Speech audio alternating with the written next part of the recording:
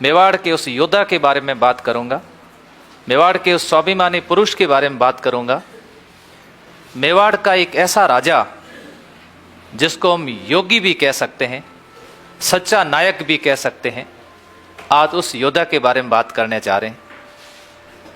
9 मई 1540 ज्येष्ठ शुक्ला तृतीया, विक्रम संवत 1597, बादल महल कटारगढ़ कुंभलगढ़ में जयवंता की कोख से जन्म हुआ इस प्रताप सिंह का।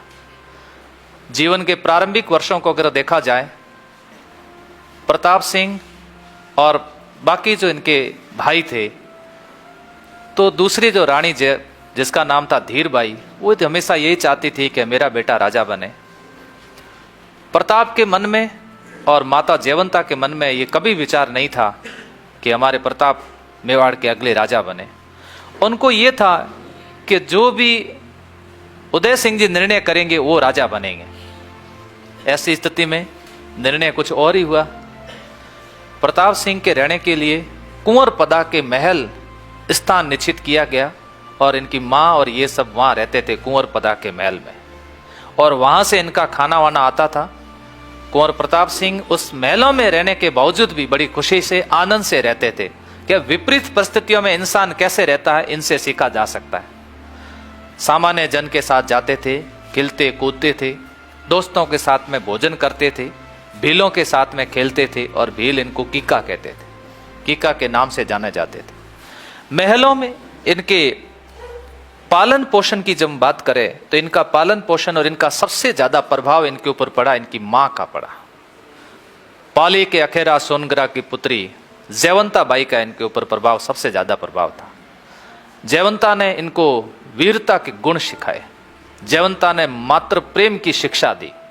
जयवंता ने कहा कि बेटा, मातृभूमि से बड़ा कोई प्रेम नहीं होता है। उदारता के गुण सिखाए, न्याय प्रियता के गुण सिखाए, शूरवीरता के जयवंता ने गुण सिखाए। छोटे जब बच्चे थे तो जयवंता अपने सामने इनको बैठा करके हमेशा वीर पुरुषों की कहानियां सुनाया करती थी, और ये कुंवर प्रताप सिंह उन कहानियों को बड़ी ध्यान से सुनते थे। माँ का इतना प्रभाव पड़ता है। इतिहास के अंदर कुछ ऐसी माँ हुई जिन्होंने अपने बेटे का पालन पोषण वीर पुरुषों की भांति किया। जैसे उदाहरण से जीजाबाई, किसका पालन पोषण किया?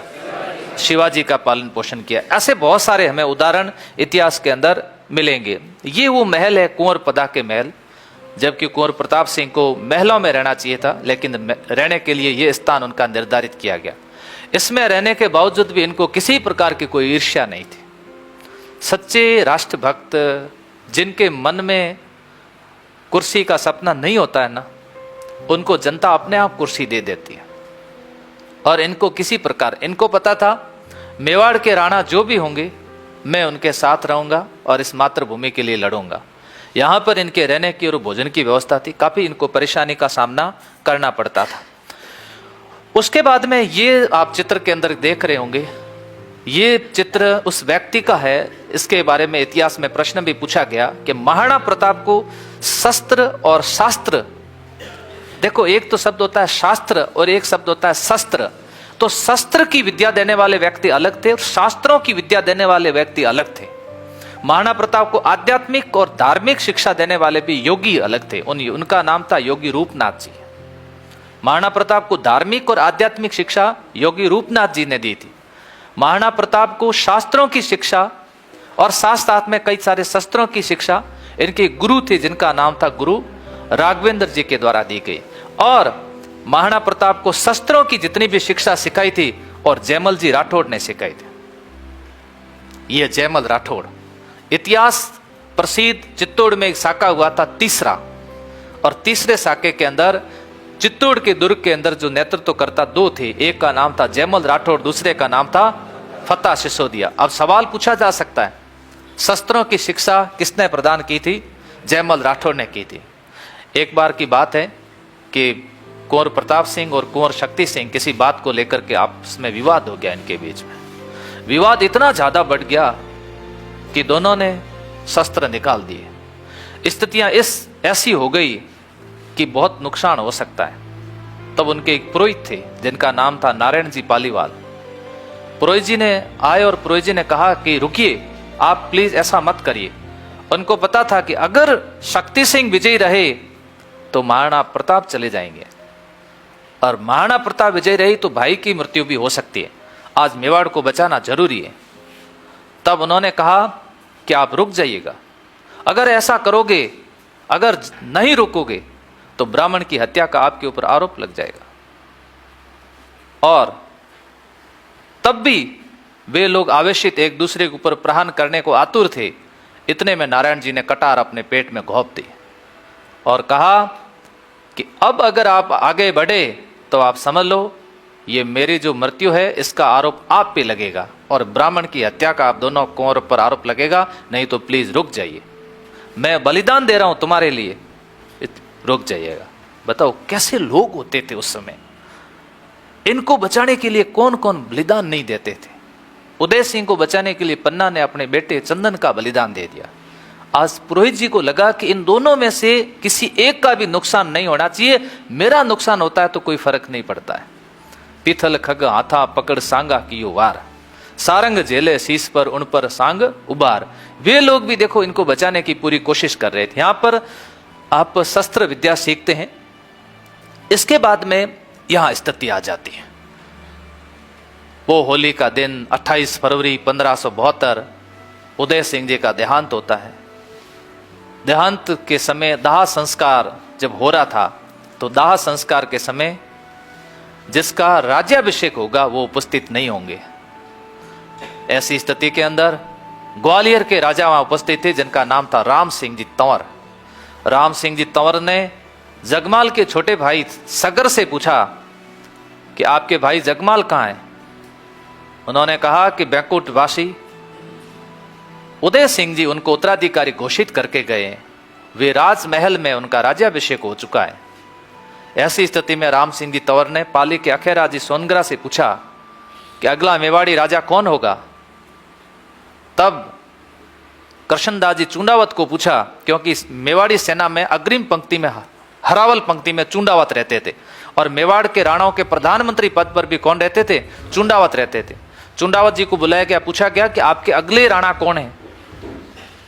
तब उन्होंने थोड़ी देर उत्तर नहीं दिया, और उन राम सिंह जी तंवर ने कहा कि वर्तमान की इतनी खराब परिस्थितियां हैं, अकबर जैसा हमारा दुश्मन छाती के ऊपर खड़ा है, और अभी कुछ समय पहले 1568 के अंदर उसने चित्तौड़ में कत्लेआम करवा दिया था, 30,000 उसने काट डाले थे।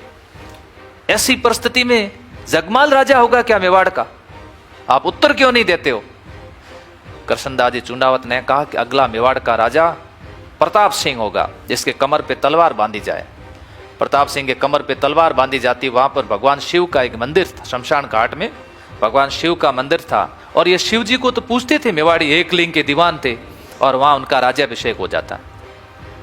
राज्याभिषेक होने के बाद में राम सिंह जी तंवर अखेरा जी सोनगरा जाते महलों के अंदर, और महलों में जाने के बाद राज गद्दी पर विराजे जिनका नाम है जगमाल जी को कहते हैं, जगमाल जी कृपया करके थोड़ा साइड में आ जाइए, क्योंकि ये सीट किसके लिए है? ये प्रताप सिंह जी के लिए।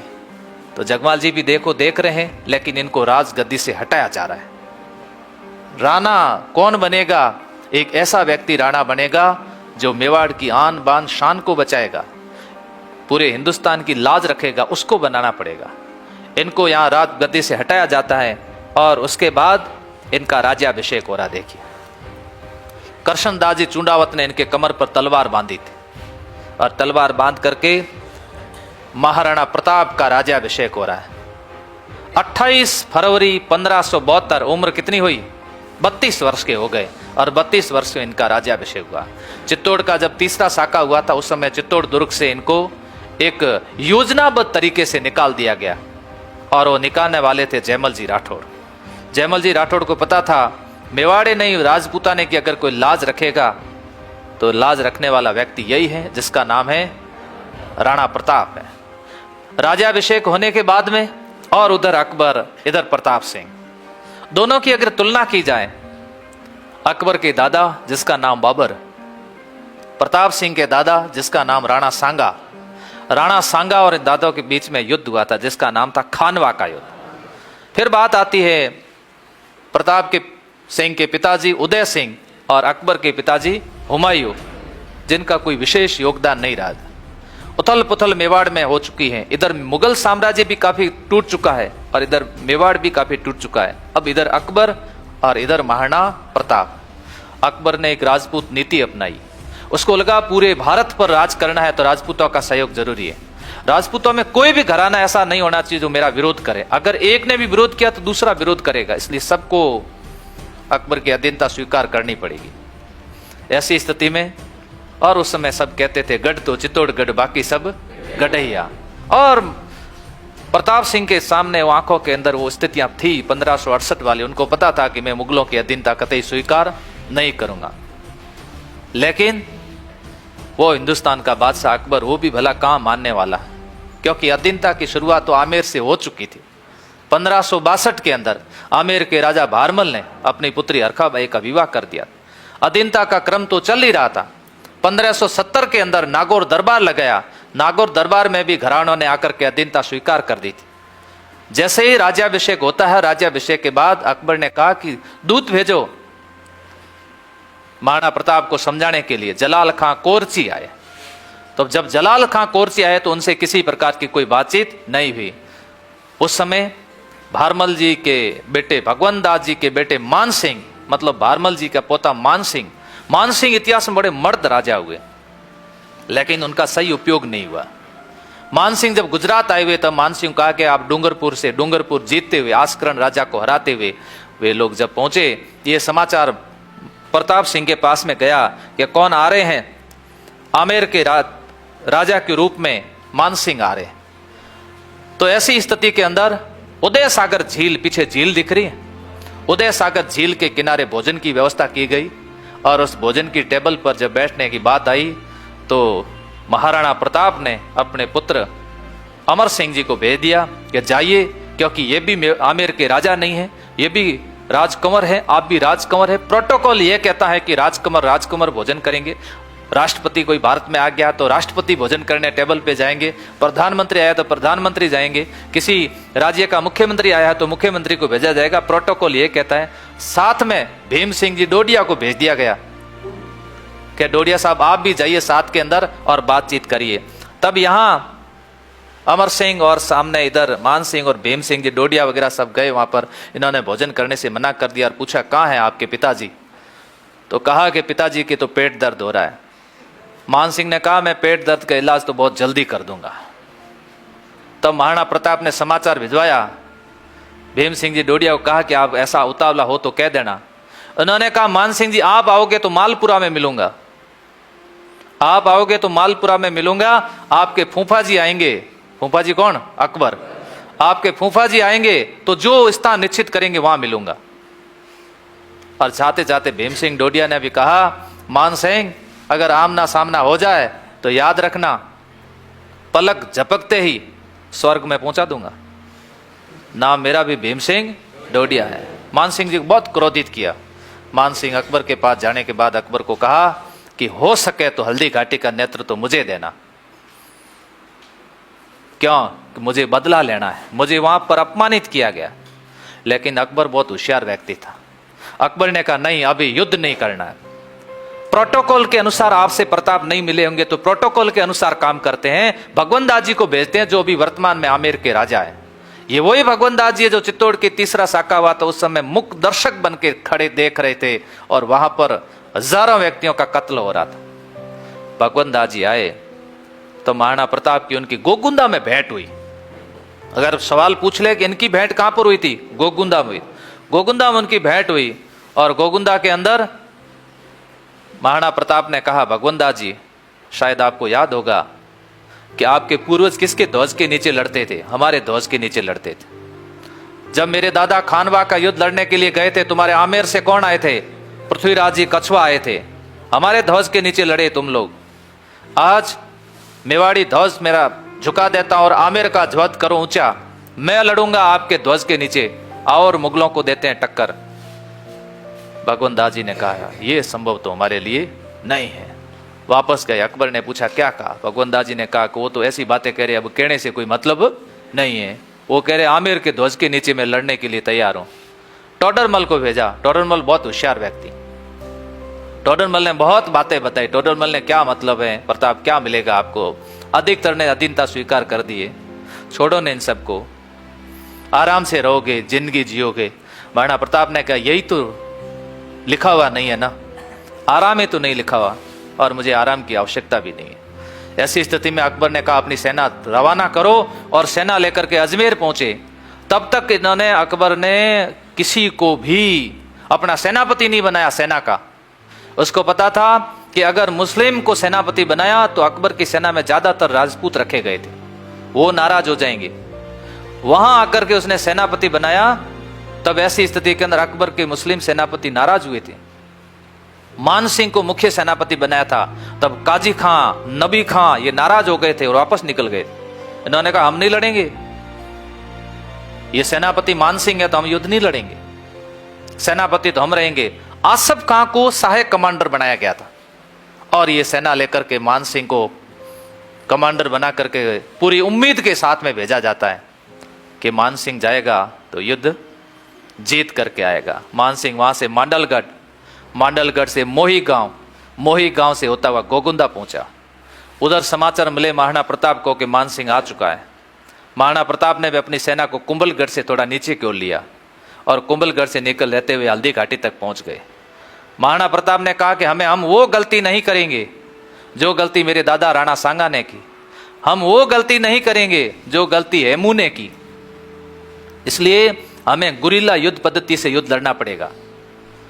इन मुगलों के सामने हाथी पे बैठ करके मैं नहीं जाऊंगा, क्योंकि ये टारगेट सीधा किसको बनाते हैं? राजा को बनाते हैं। बड़ी होशियारी के साथ लड़ना पड़ेगा। कितने सारे योद्धा इनके साथ में, रामदास राठौड़, रावत सांगा, भीम सिंह डोडिया, राम सिंह जी तंवर, सबसे बुजुर्ग हल्दी घाटी के योद्धा, अखेराज जी सोनगरा, ये सब इनके साथ में पूरी टीम, और साथ साथ में हकीम खान जी, सुरी, हरावल दस्ता देख रहे हैं। पिछले चंदावल के अंदर पूंजा, भील सरदार, जगन्नाथ जी पुरोहित, मेहता जयमल, जैसा कैसा चारण, बड़े बड़े योद्धाओं के साथ में महाराणा प्रताप अपनी सेना लेकर के उतर जाते। और वो समय नजदीक आ चुका है जब युद्ध होना अनिवार्य हो गया। कहा भी गया न कि दुंद कहां तक पाला जाए, युद्ध कहां तक टाला जाए, तू राणा का वंशज है, फेंक जहां तक हला जाए। अब मुझे 80 किलो का भाला इतनी ताकत के साथ फेंकना है, जहां तक जाएगा फेंकना है। युद्ध में सबको लड़ना है, क्योंकि युद्ध टाला नहीं जा सकता, परीक्षा को टाला नहीं जा सकता, बहाना बनाया नहीं जा सकता, सीखा जाए। और पूरी ताकत के साथ जब लड़ना है तो पूरी ताकत के साथ लड़ना चाहिए, अन्यथा मैदान छोड़ के चले जाना चाहिए। अधूरा जीवन में कोई काम नहीं करना चाहिए। इस तरह घोड़ा झांक्या भवसागर रे मई, तारण वालो तार से साइयों पकड़ से बाएं। पूरी ताकत के साथ महाराणा प्रताप ने अपनी सेना को कहा कि आपको लड़ना है, और सीधी सी बात है, उनको पता था कि हमारा नेतृत्व करता इतना अच्छा है तो हमें लड़ना ही है। और उधर सामने मान सिंह, आसफ खां, बड़े बड़े योद्धा उधर सामने भी थे, सेना लेकर के जो लोग पहुंच चुके हैं। 18 जून 1576, गर्मी का महीना है।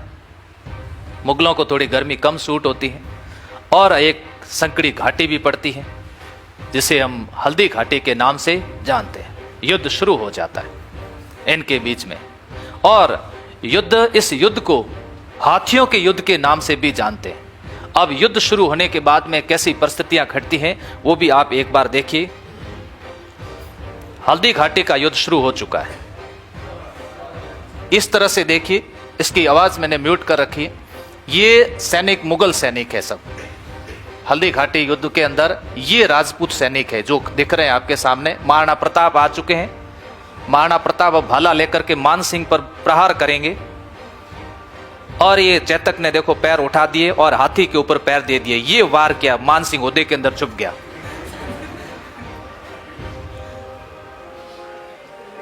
खून से लथपथ जब इसको देखा गया, ये हाथी ने देखो चेतक का पीछे का पैर काट दिया, पीछे का पैर काट दिया।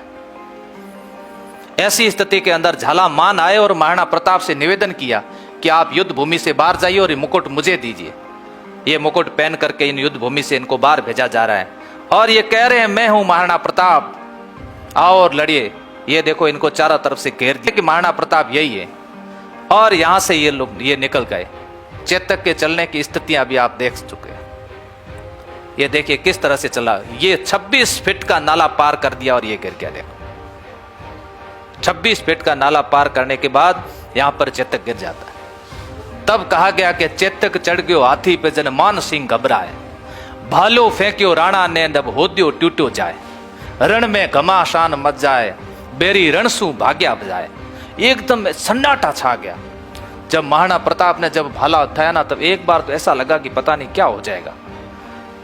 मान सिंह जी को कहा कि मान सिंह जी आज मुलाकात कर ही लेते हैं। और मान सिंह जी को लगा कि ये भाला जो प्रहार हो गया, इस भाले से बचना मेरे को बहुत जरूरी है। तब वो होदा टूट गया, तो इतना जबरदस्त प्रहार था, लेकिन नुकसान किसने कर दिया? इस हाथी ने पूरा गड़बड़ कर दिया। वो महाराणा प्रताप ने संकड़ा स्थान चुना था, संकड़ी घाटी सुनी थी। अब उसके अंदर सेना को प्रवेश, बड़ी सेना को वहां से प्रवेश, ये हल्दी घाटी है। देखो इतनी कोई ज्यादा दूरी नहीं है, इतनी दूरी नहीं है, ये हल्दी घाटी है। इधर सेना अकबर की है और सामने सेना किसकी है? महाराणा प्रताप की सेना है। सामने महाराणा प्रताप की सेना है। ये अभी का लेटेस्ट वीडियो है, उस समय आप मत सोचना कि सेना कोई टैक्सी में आ रही होगी। हाँ, ये अभी का है, बस आपको समझाने के लिए है कि उस समय इस तरह की घाटी थी। उस घाटी में से सेना, बड़ी संख्या में सेना उधर उधर आ जा नहीं सकती थी, नहीं सकती थी। ऐसी उस समय की परिस्थितियां थी।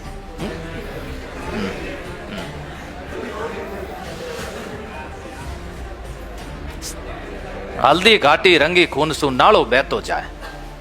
ये हल्दी घाटी खून से रंग चुकी थी। अब्राहम लिंकन का जब भारत दौरा तय हुआ, तब उसने अपनी मां से पूछा कि मैं भारत जा रहा हूं, क्या लाना है वहां से? उसने कहा शूरवीर योद्धा जहां लड़ा था, जिसका नाम था महाराणा प्रताप, उस हल्दी घाटी की मिट्टी को लेकर के आना। बस उस मिट्टी को मेरे सिर पे लगाना है। क्या शूरवीरता थी उसके अंदर। पूरे हिंदुस्तान का बादशाह भी उसके सामने डरता था। उसको भी ऐसा लगता था सपने के अंदर कि प्रताप आ जाएगा। राणा थारी डकार सुनने अकबर धुज्यो जाए। इसको हल्दी, वहां का मिट्टी इसी तरह की मिट्टी है। अब्राहम लिंकन तो नहीं आ पाए, लेकिन जीके के तो यहां पर महाराणा प्रताप का उस समय स्थितियां ऐसी रही। इस हल्दी घाटी से महाराणा प्रताप की सेना थोड़ी और आगे आ गई और उस समय मीटिंग की। तब बुजुर्ग जो योद्धा थे, उन बुजुर्ग योद्धाओं ने कहा कि अभी आगे वाले मैदान में हम नहीं जाएंगे। लेकिन जो काफी संख्या में सेनापतियों ने कहा नहीं, हम आगे वाले मैदान में जाएंगे। तो निर्णय लिया गया कि अगले मैदान में पहुंचते हैं और थोड़ा सा ये घाटी से आगे आ गए। और घाटी से आगे आए, एक दिन तो पूरा हाथियों के नाम रहा। महाराणा प्रताप के पास हाथी थे लूणा, राम प्रसाद, खांडेराव, चक्रपाण। मुगल सेना में थे रन मदार, गजराज, मर्दाना। मानसिंह मर्दाना हाथी पर बैठे थे। ये थोड़ा सा आगे मैदान के क्षेत्र में आ गए और मैदान में आने पर मुगल वहां से भागने लगे। तब एक व्यक्ति ने जोर से ढोल बजाकर कह दिया कि मुगल बादशाह अकबर युद्ध मैदान में पहुंच चुका है। उसका नाम था मैतर खान। इससे मुगल सेना में और जोश आ गया। जोश आने के बाद वो लड़ने लगे। तब परिस्थितियां विकट थी और इस विकट परिस्थितियों के कारण वहां पर अच्छे जो सेनापति थे, उन्होंने निर्णय लिया कि महाराणा प्रताप को युद्ध भूमि से बाहर जाना चाहिए। अभी परिस्थितियां ऐसी विकट हो चुकी है, बाकी हम अपने आप संभालेंगे। तब वहां पर योद्धा हकीम खां सूर, राम सिंह तंवर, अखेरा सोनगरा, रामदास राठौड़, ये लोग वहां पर परिस्थितियां संभालते हैं और झाला मन्ना मुकुट पहनते हैं। तब इतिहासकारों ने वहां के शिलालेखों में यह निर्णय हुआ कि इस हल्दी घाटी युद्ध के अंदर महाराणा प्रताप के पास 20,000 की सेना थी और 80,000 की सेना थी किसके पास? मुगलों के पास। परिस्थितियां तो इस प्रकार की थी, जब युद्ध चल रहा था तब बदायूं ने आसफ खान को पूछा कि मिस्टर आसफ खान, मुझे समझ में नहीं आ रहा है अपने सैनिक कौन से और उनके सैनिक कौन से, क्योंकि अधिकतर मुगल सेना में भी राजपूत सैनिक थे। तब आसफ खान ने वापस उत्तर दिया था कि बदायूं, तुम तो तलवार चलाओ, यहां पर राजपूत की गर्दन कटनी चाहिए, अपने और उनके मत देखो, तुम तो काटते चलो। देखो किस तरह की वहां परिस्थितियां थी और सामने वाले व्यक्ति की परिस्थिति कितनी अलग थी। मातृभूमि के प्रति प्रेम और स्वाभिमान क्या होता है, यह महाराणा प्रताप ने सबको सिखा दिया। इसके बाद में इसके बाद में देखिए, ये एक चित्र है, इस चित्र से भी वापस आपको सारा दृश्य वो समझ में आ रहा होगा। जैसे अभी आपने फिल्म में देखा था, वो दृश्य वही है। जब किसके ऊपर प्रहार किया जाता है? मान सिंह के ऊपर प्रहार किया जाता है, क्योंकि मैन योद्धा इसमें मान सिंह है, और योद्धा यानी कि सेना का जो सेना नायक है वो घायल हो गया, इसका मतलब सेना घायल है, उनके ऊपर ये प्रहार किया गया।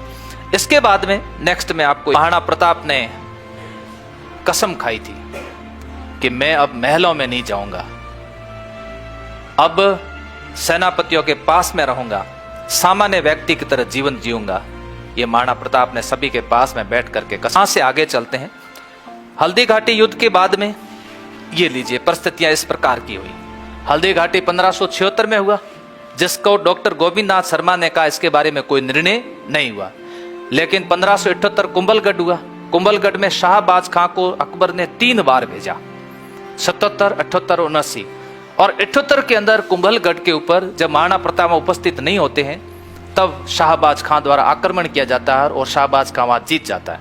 कुंभलगढ़ दुर्ग इनके हाथ से निकल जाता है, और कुंभलगढ़ दुर्ग हाथ से निकलने के बाद में फिर महाराणा प्रताप ने फिर गुरिल्ला पद्धति से युद्ध शुरू किया।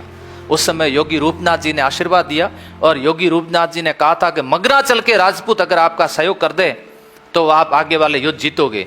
मगराचल के राजपूतों का इन्होंने सहयोग लिया, और सहयोग लेने के बाद में युद्ध के क्रम को फिर जारी रखा। तब ऐसी स्थिति के अंदर एक समय परिस्थिति ऐसी घटित हुई कि शाहबाज खां के बाद में आया, उसका नाम था अब्दुल रहीम खान खाना। और अब्दुल रहीम खान खाना जब आया वहां पर, तब अमर सिंह के द्वारा उसके ऊपर जबरदस्त आक्रमण किया गया, और आक्रमण करके और अब्दुल रहीम खान ये बैग में पकड़ में आ गई।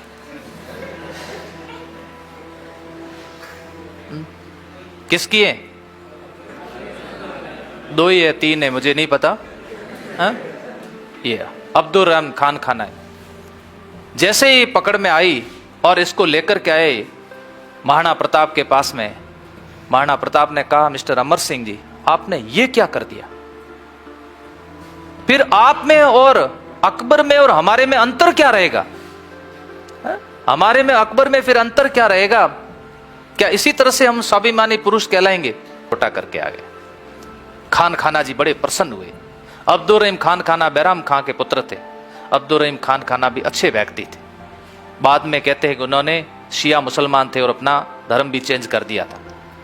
बहुत अच्छे थे, और अमर सिंह के साथ इनका पत्र व्यवहार होता था। तब अब्दुल रहीम खान खाना ने कहा था अकबर को जाकर के, उन्होंने कहा कि आप वहां से लड़े नहीं, किस उन्होंने कहा कि शूरवीरों के साथ लड़ना कायरों का काम नहीं होता है, मैं उन शूरवीरों के सामने नहीं लड़ूंगा। तब पूछा क्यों नहीं लड़ोगे? उन्होंने कहा कि उनके प्रति जो मातृभूमि का प्रेम और सबसे बड़ा गुण होता है वो चरित्र का होता है। अगर ये चरित्र महाराणा प्रताप में नहीं होता, शायद महाराणा प्रताप को आज कोई याद नहीं करता। एक कलंक लग जाता आज यहां, लेकिन इस कलंक को लगने नहीं दिया, वो महाराणा प्रताप थे। उसके बाद में 1582 और युद्ध था जिसका नाम था दिवेर का युद्ध। और इस दिवेर के युद्ध के अंदर सुल्तान खां, जो अकबर के रिश्ते में काका जी लगते थे, और सुल्तान खां अच्छे योद्धा भी थे। और जब दिवेर पर आक्रमण होता है, इनका विजयादशमी का दिन होता है, विजयादशमी के दिन क्षत्रिय शस्त्रों का पूजन करते हैं और इनके ऊपर आक्रमण करते हैं। जब उस समय आक्रमण हुआ, तब महाराणा प्रताप ने अमर सिंह जी को कहा था कि अमर सिंह जी सावधान रहना, Sultan Khan is a warrior, Sultan Khan एक बहुत बड़े योद्धा है, इनसे जीतना थोड़ा मुश्किल है, इसलिए सावधानी से। मैं भी साथ हूं। लेकिन वो अमर सिंह जी का प्रहार इतना तेज प्रहार था, और उन्होंने जबरदस्त भाले से प्रहार किया। देखिए भाला इतना तेज था कि भाला इनके छाती में से होता हुआ, घोड़े की पीठ में से होता हुआ जमीन में धसा दिया था। घोड़ा भी गिर जाता और खुद भी नीचे गिर जाते हैं, लेकिन यहां भाला निकालना मुश्किल हो गया। मुगल सैनिकों से जब भाला नहीं निकला, तड़प रहे थे। न्यायप्रिय व्यक्ति थे सुल्तान खान जी, इन्होंने कहा कोई गंगा जल पिलाओ, गंगा जल। तब ऐसी स्थिति के अंदर अमर सिंह जी ने भाला निकाला, तब छाती पे पैर दिया था। महाराणा प्रताप ने डांट लगाई थी कि किसी योद्धा के छाती पे पैर कभी नहीं देने चाहिए। युद्ध भूमि में घायल होने वाला कोई भी योद्धा वो सम्मान योग्य, सम्मानजनक योग्य, उसके ऐसे पैर से ठोकर नहीं मारी जाती है। तब इनका भाला निकालने के बाद इनको गंगा जल पिलाया गया था। सुल्तान खान की मृत्यु हो जाती है और ये युद्ध जीत जाते हैं। कर्नल जेम्स टोड ने कहा कि ये तो हो गया मेवाड़ का मैराथन हो गया। उसके बाद में प्रताप को लगा कि अब अकबर को लगा कि अब किसको भेजूं। सुल्तान खान युद्ध हार चुके हैं। तब उसने अंतिम अभियान के रूप में भेजा था जिसका नाम था जगन्नाथ कछुआ। जगन्नाथ कछुआ को अंतिम अभियान के रूप में 1584 में भेजा था। 1585 को महाराणा प्रताप अपनी राजधानी ले जाते हैं चावड़।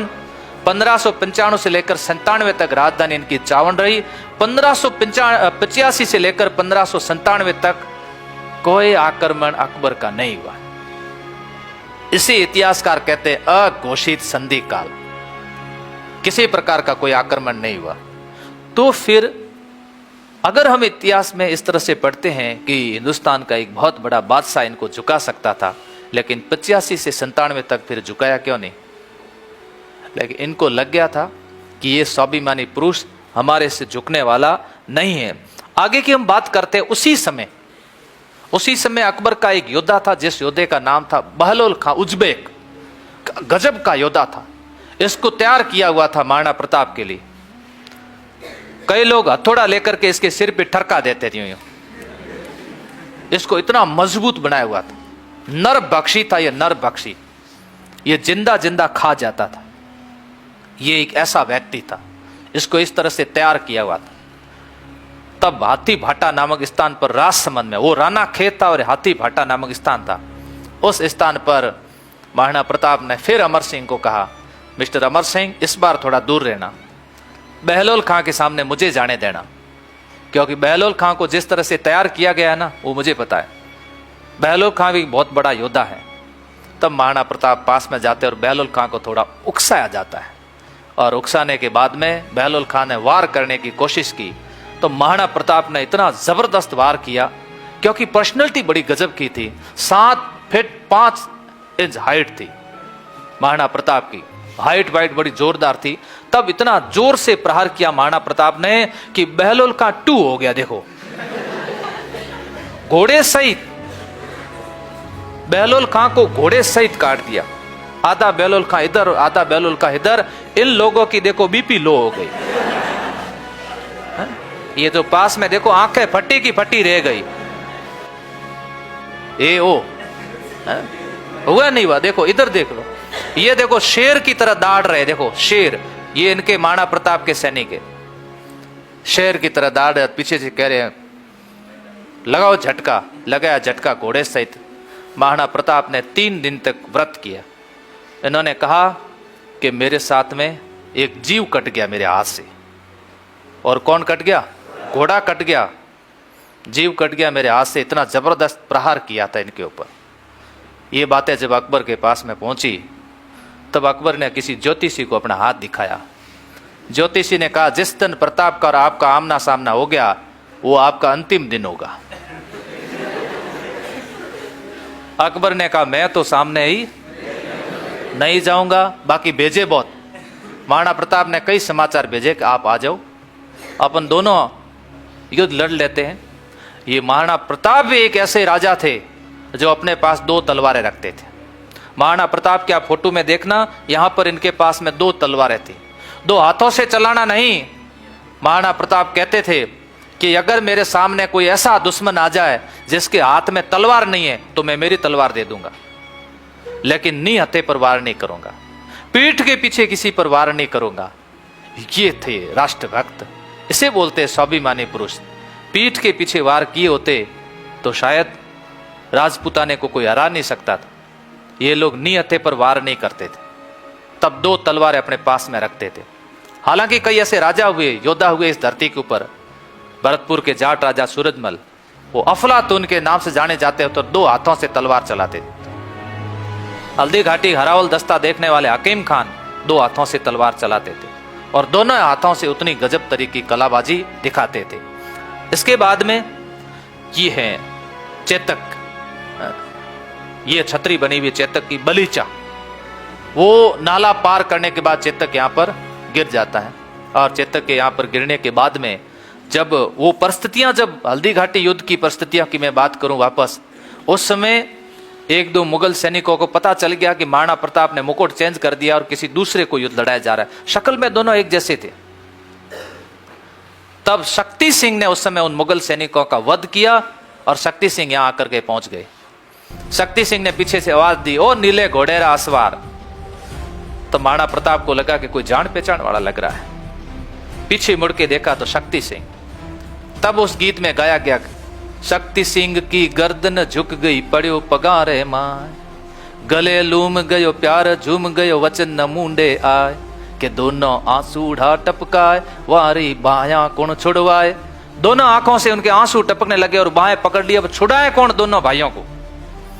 तब प्रताप सिंह ने कहा था, महाराणा प्रताप ने, शक्ति सिंह जी आपकी कोई गलती नहीं है, योद्धा का धर्म होता है युद्ध लड़ना, आप अपना धर्म निभा सकते हो, चाहे हमारे पक्ष में लड़ो या चाहे सामने लड़ो, लेकिन लड़ना जरूरी है। उन्होंने कहा कि हम आपके साथ में हैं और मैंने आपका ही साथ दिया। और शक्ति सिंह ने हल्दी घाटी युद्ध में महाराणा प्रताप का साथ दिया। ये मेरा घोड़ा, जिसको नाटक यानी कि सही नाम था त्राटक, ये घोड़ा आप ले जाइए।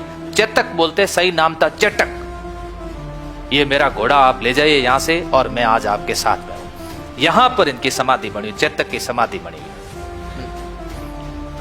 तब महाराणा प्रताप ने कहा, हूं याद करूं हल्दी घाटी ने, नैना में रक्त उतर आवे, सुख दुख रो साथी चेतकड़ो, सूती जी हूक जगा जावे। ये सुख दुख का साथी था। महाराणा प्रताप को बहुत दुख हुआ था चेतक के जाने पर। क्यों? चेतक के आगे हाथी की सूंड लगाते थे, लोगों को कंफ्यूज करते थे। उनको लगता था कि महाराणा प्रताप हाथी पर सवार है, जबकि वो हाथी पे नहीं थे। किस पे थे? चेतक पर सवार थे। इसके बाद बात करता हूं, ये महाराणा प्रताप ने इसको झुकने नहीं दिया। यह है मेवाड़ी पाग। आपको चित्र से ऐसा लग रहा होगा कि इतनी बड़ी, बिल्कुल इतनी बड़ी, और सिर भी इतना बड़ा था, इतनी पर्सनैलिटी थी। 80 किलो का जब भाला रखते थे अपने पास, 72 किलो का जब कवच पहनते थे, 110 किलो खुद का वजन था, और फिर वो सारा घोड़े के ऊपर बैठते थे। आजकल देखा नहीं कैसे मसाले मिक्स आने लग गए, लोगों की खोपड़ियां इतनी इतनी हो गई है। हुआ नहीं हुआ है? हाई टेक्नोलॉजी वाले अभी बच्चे जन्म रहे हैं, साफा पहनाते उनके ऊपर घूम रहा है। मैंने जब ये देखा तो उन्होंने कहा कि महाराणा प्रताप की पगड़ी है। अकबर के पास में एक ऐसा संदेश गया कि महाराणा प्रताप अधीनता स्वीकार करने के लिए तैयार है। उसने पृथ्वीराज जी को बुलाया और पृथ्वीराज को बुला करके कहा कि मैं आज बादशाह धरती रो। उसने कहा कि मैं आज बादशाह धरती रो, मेवाड़ी पाग पगा में, अब बता किण रजबट रे रजपूती खून रगा में। और ये कौन कह रहा है? अकबर कह रहा है पृथ्वीराज को कि मैं आज बादशाह धरती रो, ये मेवाड़ी पाग पगा में। बस यही तो रखना नहीं चाहते थे ये लोग। ये पड़ी मेरे पगा में, ये देख पत्र पढ़ ले। अब बता तू किण रजबट रे राजपूती खून रगा में। बताते थे राजपूत और खून राणा। अब बता किसके अंदर है? महाराणा प्रताप के पास जब पत्र गया तो महाराणा प्रताप ने लिखा कि रजपूतन रो जायो हो, रजपूती फर्ज निभाऊला। महाराणा प्रताप ने वापस लिखा कि रजपूतन रो जायो हो, रजपूती फर्ज निभाऊला, शीश कटे पाग नहीं झुके, दिल्ली रो मान झुकाऊला। और उन्होंने दिल्ली का मान झुकाया। कुछ गाने ऐसे जोड़े गए जो कि वास्तव गाने सही नहीं थे। जोड़ा गया, अरे घास री रोटी ही जद बन बिलावड़ो ले भाग्यो, नन्नो सो अमरियो चीख पड़ो, राणारो सोयो दुख जाग्यो। अमरिया ननिया कहां था? कहां था नन्ना अमरिया? अमर सिंह तो दिवेर के युद्ध लड़ रहे हैं। अमर सिंह खान खाना को पराजित कर चुके हैं, कहां नन्ना था? राणा सांगा का दुख अपने बच्चे को देख करके नहीं जगा था। बच्चे की रोटी ले गया तब राणा सांगा का महाराणा प्रताप का दुख नहीं जगा था। महाराणा प्रताप का दुख तो उस दिन जग गया था कि यहां की पगड़ी झुकेगी नहीं, हमारे घोड़ों पर हम दाग नहीं लगने देंगे, और यहां की राजकुमारी की डोली मुगल नहीं उठाएंगे। उस दिन दुख जग गया था। इस पूरे क्षेत्र पर राज होगा तो सिर्फ मेरा ही होगा और किसी का नहीं होगा। लेकिन आगे की पंक्तियां बहुत बढ़िया कहेगी कि हूं लड़ियो घणो, हूं सयो घणो, मेवाड़ी मान बचावण ने, मैं पाछ निराखी रण में, बेरारो खून बहावण ने। जिंदगी के अंदर ध्यान रखना, अगर सफल होना है तपस्या करनी पड़ती है। कि हूं लड़ियो घणो, हूं सयो घणो, हूँ पढ़ियो घणो हैं, हूँ रटियो घणो हैं, सरकारी नौकरी लेवण ने हैं, मैं कमी नहीं राखी पढ़ण में हैं, मैं पाछ नहीं राखी रण में, बेरियारो खून बहावण ने। कमी नहीं रखनी है। तो ये जीवन की परिस्थितियां जब याद करते हैं, फिर आगे क्या कहा गया, फिर कहा गया जब याद करो हल्दी घाटी ने, नैना सू रक्त उतर आवे, नाला बहाता खून का नाला, क्योंकि मेरा सुख दुख का साथी चला गया था। जीवन के अंतिम समय की परिस्थितियां कैसी रही उसको देखो। क्या जीवन का जो लास्ट समय था उस समय परिस्थितियां कैसी रही? महाराणा प्रताप के लास्ट समय के अंदर भी एक बगनखा था। ये आक्रमण कर रहा था उस समय, बगनखा इसे बोलते हैं, और इसके द्वारा आक्रमण किया गया। ये गाय के ऊपर आक्रमण कर रहा था। ऐसी स्थिति में महाराणा प्रताप उस समय उठ गए और उन्होंने कहा इसको मारो इसको। तब उस समय उनके पास में शस्त्र नहीं थे। ऐसी स्थिति के अंदर महाराणा प्रताप ने शस्त्र उठाया और इसके ऊपर वार कर दिया। देखिए, ये देखो, एक तो पंजे में सामने हाथ मिलाया और दूसरा पंजा इसका फ्री है और देव मारा यहां पर। इसने घायल कर दिया महाराणा प्रताप को। इसके घायल करने से 19 जनवरी 1597 को 19 जनवरी 1597 को कितने वर्ष के हो गए? कितने वर्ष के?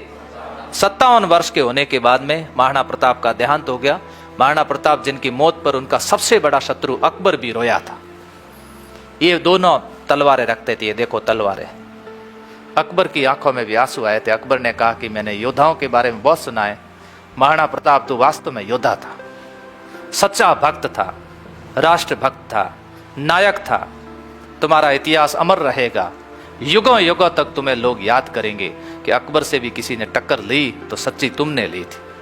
आज मेरी आंखों में आंसू है, तेरी वीरता के कारण मेरे आंखों में आज आंसू आ रहे हैं। एकमात्र तुम ही वीर थे जिन्होंने तुम्हारे घोड़े पर दाग नहीं लगने दिया। बाकी राजपूतों के जितने भी घोड़े हैं उनके ऊपर मुगलों की मोहर लगी हुई है। एकमात्र तुम हो जिनने लगने नहीं दिया। तुम ही वो वीर हो जिन्होंने अपनी डोली नहीं उठने दी। बाकी तो हमने डोलियां उठाई है। आज मैं नमन करता हूं उस वीर को, महाराणा प्रताप को। ये वीरता थी। जीवन के अंदर व्यक्ति अंदर से स्ट्रांग होता है और अंदर से ही कमजोर होता है। कहा गया न कि मन के हारे हार और मन के जीते जीते। सामने 200 लोग खड़े हैं, शेर की तरह दहाड़ करके आप निकल जाओ, 200 भाग जाएंगे। वो विश्वास होना चाहिए, आई कैन डू, मैं ऐसा कर सकता हूं।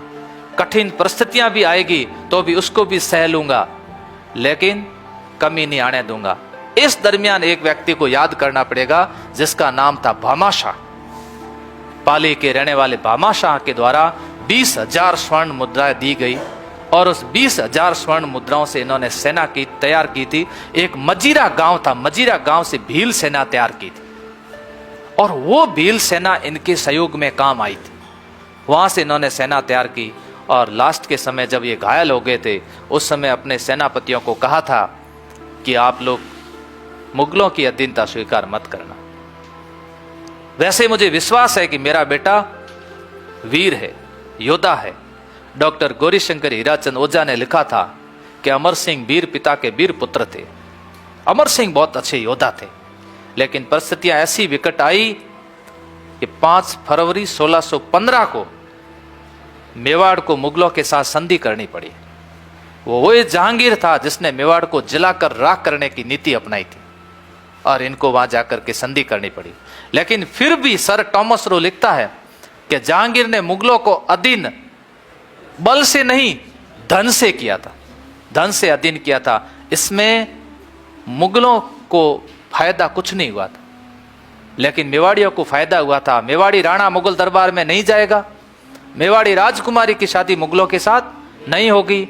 2 ही शर्तें थी इनकी। इज्जत इसी के लिए लोग लड़ते थे और इसी के लिए जीवन पर्यंत लड़ते रहे, ये जीवन पर्यंत लड़ते रहे। तो बात अब शुरुआत करूंगा मैं आपके सामने। हेडिंग डालो आप सभी, महाराणा प्रताप।